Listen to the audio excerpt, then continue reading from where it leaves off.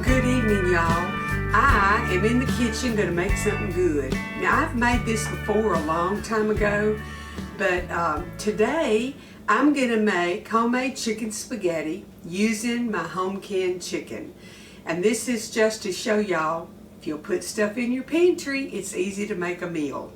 So get on over here closer to the butcher block where you can see what all's going to go into it, and I'll get it going. And the good thing about it, about the time that it takes to boil your spaghetti and drain it, your sauce that you make in the microwave is ready. You open your can of chicken, heat it up in the hot spaghetti, and you've got a meal ready. And two, if you portion this up and vacuum seal it, you can have portions for meals for a long time. It keeps in the freezer a long time. So that's what I do. I make a big batch of spaghetti and we eat a little bit, and then I put portions in the vacuum bags and vacuum seal it, and then when we're hungry and I'm not in a cooking mood, we pull some of it out and make a salad, and we've got a meal. So y'all get on over to the butcher block and we'll get this going. The first thing that we're going to do in our big old bowl, we're going to put 2 cups of whole milk and a stick of butter, and I'm going to put that in the microwave and let the butter melt and whip that together. And then I'm going to add, can you guess what? Onion and garlic powder to my broth.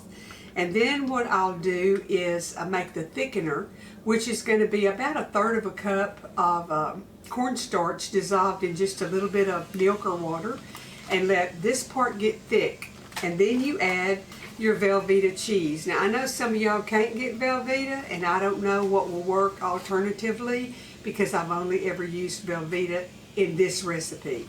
So then also I'm going to use my home canned chicken, and it's so pretty. I cooked it, baked it a little while before I processed it, and it's clear and very pretty. You're going to need about, I usually put more than it calls for, 24 ounces of spaghetti, but I put closer to 32 because it makes a lot of sauce, and you still have plenty of sauce for that much spaghetti, and it stretches it. And then my family don't like the goodies in it, but I do. So I know you probably can't see, but I've got celery, white onion, red and orange and yellow little sweet mini bell peppers, and some green bell pepper chopped. And I'm going to saute that in a little bit of butter. If I had boiled my chicken, I would saute it in the broth. But I'm going to I may drain the broth off of this and saute it in that and get it tender, and then I'll have that on the side for whoever wants it in their spaghetti can put it on there. So let's get the bowl going and get this in the microwave, and because that has to go before we can do anything else. So I'm going to use my big old red bowl, using my little OXO cup that I can make me a funnel by pinching it and pour it in. And I'm going to get my butter in there and get it in my microwave and let the butter melt, and then we'll do what comes up next, and that's add my onion and garlic and thicken it. I'll be right back.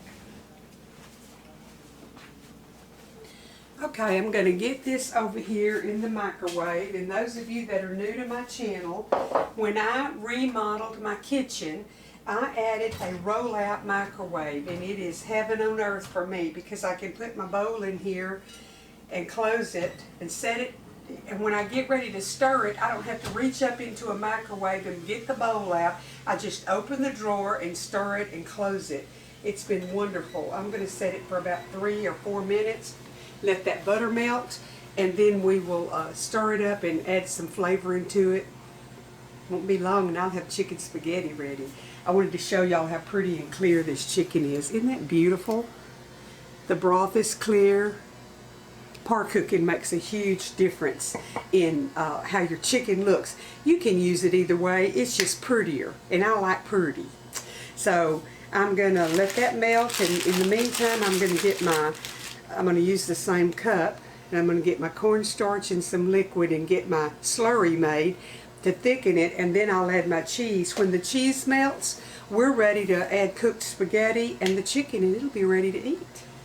I've got my slurry. I put about 1/2 cup of water in here with 1/3 of a cup of cornstarch, and it's just diluted, dissolved, and ready to put into my mixture over there. So as soon as that all melts and I can whisk it and make sure the milk and butter is incorporated, I'll add my thickener, and once it's thickened, I'll add my onion and garlic powder and a little black pepper and salt, and then I'll add my Velveeta and let it melt to make the cheese sauce for the spaghetti. By the way, I went and watched some videos on a friend, it's a new friend, Darlene, over at Super at 60, S-O-U-P-E-R at 60. She has some wonderful recipes, and she's had a YouTube channel for a while, but she hasn't reached 1,000 subscribers yet. Would y'all go over there and watch her videos and subscribe to her channel and boost her up and help her channel to grow? Because you can't get monetized until you have 1,000 subscribers and so many watch hours. So I know that my viewers are faithful and loyal and good people. If y'all just go over there and help Darlene and boost her channel, we're going to do a collaboration one day before too long, but right now I'm not obligating myself to anybody, anything certain, because we're uncertain right now with our situation. But pretty soon we're going to have a collaboration, and we'll cook something together or the same thing, and I'll do it my way and she'll do it her way. She did a bread in her cast iron pot, and I'm going to be doing that probably my next video. And I'll give her a heads up again on that one. But when y'all watch this, go over to her channel and be sure and tell her that Apron Strings sent you. Okay, I'm going to check and see if my butter has melted. And it's melting good. Can y'all see? It hasn't melted completely yet. So I'm going to turn it on for, it says 39 seconds. I'm going to go ahead and clear it and do it for another minute. And I like to use my Swedish dough hook when I am stirring this, especially when I get the spaghetti in. That way it doesn't glob all up in a whisk. So I'll let this melt, and then I'll bring the Velveeta over and I'll let y'all watch me putting that in. I mean, that's rocket science. Y'all need to learn how to do that. Okay, I'm going to check it again, and it's melted. So I'm going to put in my season, which was 2 tablespoons of onion powder and about a half a tablespoon of garlic powder, a half of a teaspoon of black pepper, and I haven't put any salt yet because I forgot to tell y'all it also calls for a can of cream of mushroom soup, and I know that has some salt in it, and I'm not going to add any right now. Now I'm going to add my cornstarch to this.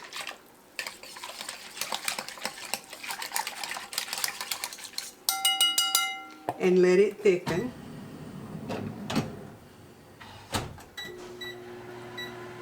And then we'll go from there. Okay, while that's heating to thicken, I'm going to add, I drained my chicken juice out of my jar of chicken into this little pot. And I'm going to put my vegetables in there just to tenderize them so I can serve it to myself. Because unless April and Richard come up, nobody else is going to want any of it but me. Well, sometimes Troy surprises me, but I doubt I'll get any surprises today. And the first thing little Richard said when he saw it was, "Nanny, you're not going to put bell pepper in it, are you?" "No, baby, I'm going to do that on the side." He ought to know by now that I pretty well don't put it when I know he's coming, but he's still looking out for himself. Okay, I'm just going to let that simmer till it tenderizes, and I'll season it a little bit with some salt and pepper. I might put a little butter in it, I'm not sure. Now we got to get back over to the microwave where we can see if it's thickened. It's definitely getting thick, because in the bottom I'm having to scrape it loose.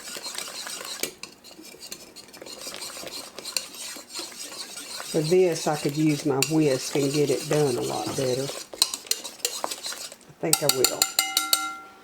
Then I'll use that when I do something else.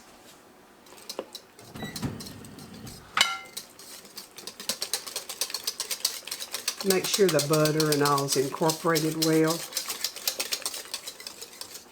Okay, now I'm going to add my cream of mushroom soup. Got the water heating to boil the spaghetti.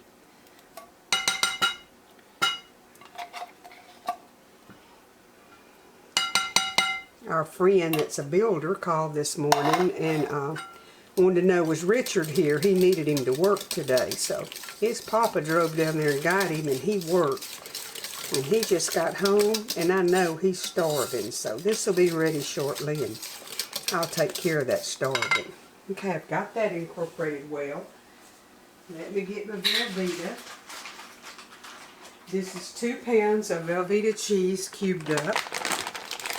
Now you can easily half this recipe, but I like I said, I make the whole recipe because I like to have some to put in the freezer.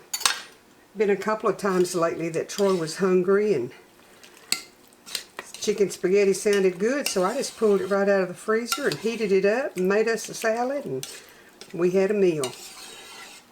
Okay, y'all see this is almost completely melted. So what I'm going to do is I'm going to go ahead and stir in my chicken because it's going to shred.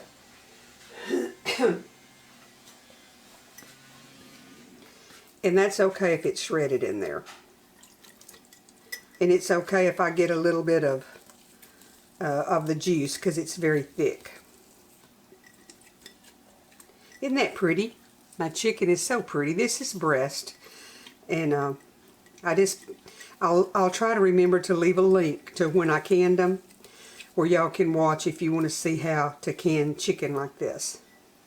Now the recipe calls for pimento, but Troy does not like pimento, and really you can't taste it, it just makes it look pretty. So if you'll put some red bell in with your garnish, or it calls for onion, bell pepper, and I don't know if it calls for celery or not. I put celery in mine, but maybe it calls for onion and celery. Let me look. But I put all 3 anyhow. It calls for onion, bell pepper, and celery. And you steam it in a cup of broth. And so I've got, instead of just green bell pepper, I use those little different colored sweet peppers to give it more color. So anyway, I'm going to leave this here for a minute until my spaghetti gets done, and then we'll come back and I will add the spaghetti and stir it up and it'll be done. Now my roll-out microwave is an older model. It's been several years since we redid the kitchen. I'm trying to think of how long. Probably 5 or 6. And now they make one that you can just pull in and out. You don't have to punch the buttons on. So if I ever get another one out, that'll be great to have. But this one, you punch the open and you punch the close. But it's a wonderful, wonderful microwave to have. I've got the spaghetti boiling, and you want it done. You don't want it just barely al dente, because it's not going to cook anymore. Your casserole's ready when you put the spaghetti in it. So cook it as soft as you like for your spaghetti to be, and it'll be just perfect in your cheese sauce that we've made. So mine's got a couple more minutes to cook, and then I'm going to take it to the sink and drain it. And I'll bring y'all over to the butcher block when I start combining the two together and stirring it up and getting it ready for everybody to have a helping. They were making that night, and I've been using it ever since. Now, I've been making this recipe a long time, and it's a favorite, but that's where I got it. So if any of y'all are watching, are familiar with any of the area or the church or the people, I'm giving credit where credit's due. Okay, I've got to get it stirred up. I just dumped all the spaghetti in with the sauce, and this is a process. Now see, if I were just making this and I didn't have a bunch of pickies around, I would put those sauteed vegetables in it. It makes it a lot prettier than just cheese and spaghetti. But let me tell you what, with the onion and garlic powder in here, this is very tasty without the vegetables. Tasty enough that my family requests it.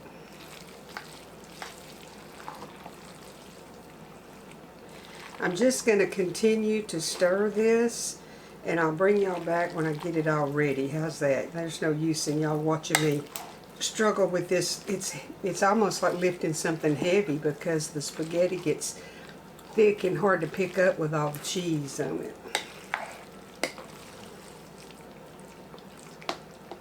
Now I break my spaghetti in half in case I didn't show y'all that when I'm mixing it, boiling it. That makes it a little bit easier to eat. Well, I about talked y'all into watching me a whole stirring session, hadn't I? Now you can add more chicken if you want to. The recipe, the original recipe, called for 2 fryers. But I always either use boneless breast or boneless thighs, so I seldom use fryers like that. Okay, I've got it all stirred up good. And I'm fixing to dish a little bit of it up and put some of the garnish on the top that should be stirred up into it and show y'all my helping of it. So y'all see I made mine pretty, and it sure is tasty. I hope y'all will try this recipe using your home canned chicken. A good shortcut, and from start to finish, if you just stay with it and just keep working on it. I've had a little interference today. 30-40 minutes and you'll have this big old casserole ready to serve. If you take it to a potluck, you won't bring any home with you. It's delicious. This and a salad makes a complete meal with some sweet tea and some garlic bread. But anyway, another one of my favorite recipes with a fun history to it that I got on a sad day in the U.S. and I've been using it ever since. The good Lord bless and keep y'all. Come back in a day or two and I'll have something else yummy for you. I got one up my sleeve.